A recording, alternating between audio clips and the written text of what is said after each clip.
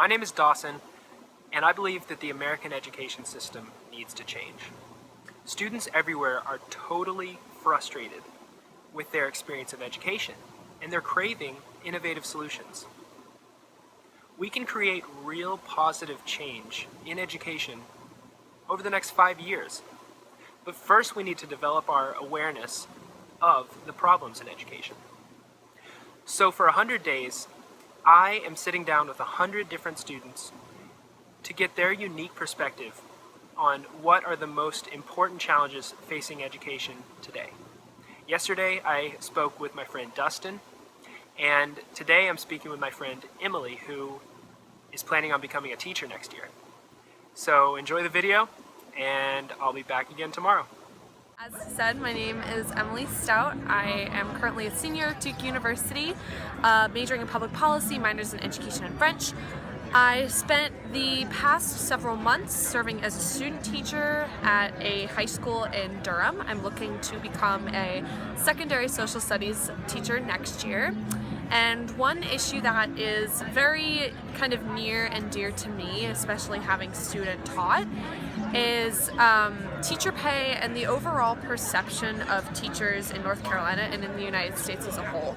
I think a lot of the time people view teachers as, well, I think this is improving a little bit, but in the past there was a perception of teachers as lazy, if you can do, if you can't teach. I've heard that before. Yeah, which is not true at all. Teaching is a lot of hard work. It's also something that's very easy to agree with. It's like, oh yeah, sure. It's an easy kind of game to get into because most people are not teachers. So it's not an easy game to get into. There's a lot of preparation that you have to do. I can show you the 500 pages that I've written this semester, but no, I mean it's easy to say, oh, teachers, because most of us are not teachers. Yeah, I think a lot of the reason why, so teachers aren't paid very much for what they do, and the list of stuff that they're expected to do keeps growing and growing and growing. So yes, obviously one of the most important things that you do is you stand in front of your classroom and you teach content to students.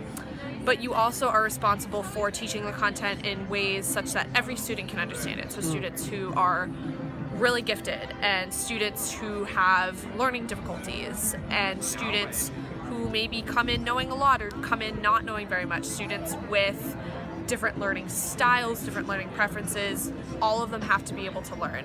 And then now there's kind of the increased pressures of you need to run extracurricular activities, and you need to coach, and you need to serve as kind of the champion and the hero for students who might not have that sort of environment or that sort of support from an adult in their life at home.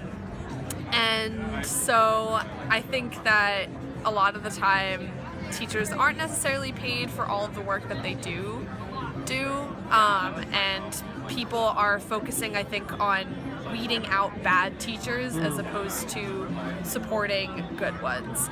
So I have a question. How many hours a week does it take to be a bad teacher, and how many hours a week would it take to be a good teacher?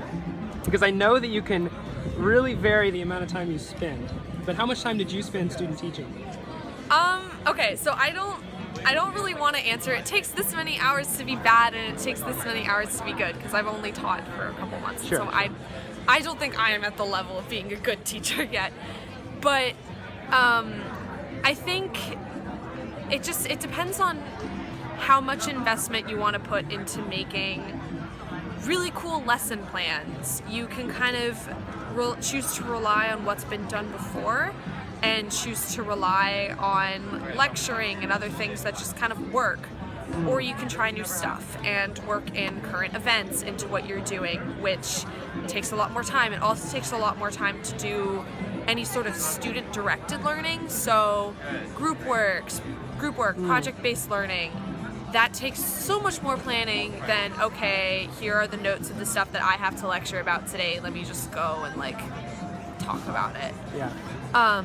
And in what you choose to assign for students to do, you can assign everything multiple choice, or you can assign various projects. I think any teacher is going to tell you that a certain amount of multiple choice fill in the blank is necessary, because it takes forever to grade anything that's longer than that. Sure. And you need to kind of budget your time. But I think it just depends on kind of the level of investment that you have and how much you're willing to kind of innovate versus relying on things that have been done before. I have one final question. Yeah.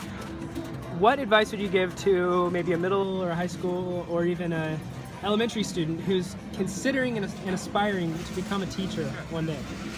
Don't let anyone tell you that it's not for you or you should look for another career. If you are interested, try it.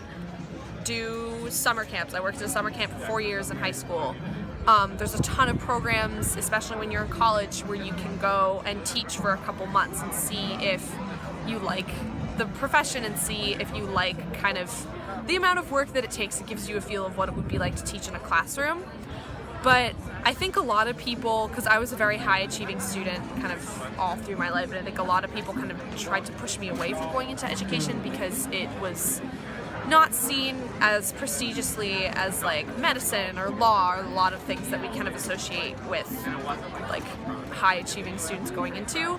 But we need really smart people to be teachers, and if that is what you're into, then try it. And if you hate it, don't go any further, but if you like it, that's a pretty good sign that it might be something that you should keep pursuing. Wow. Thank you so much, Emily. Thanks, Dawson.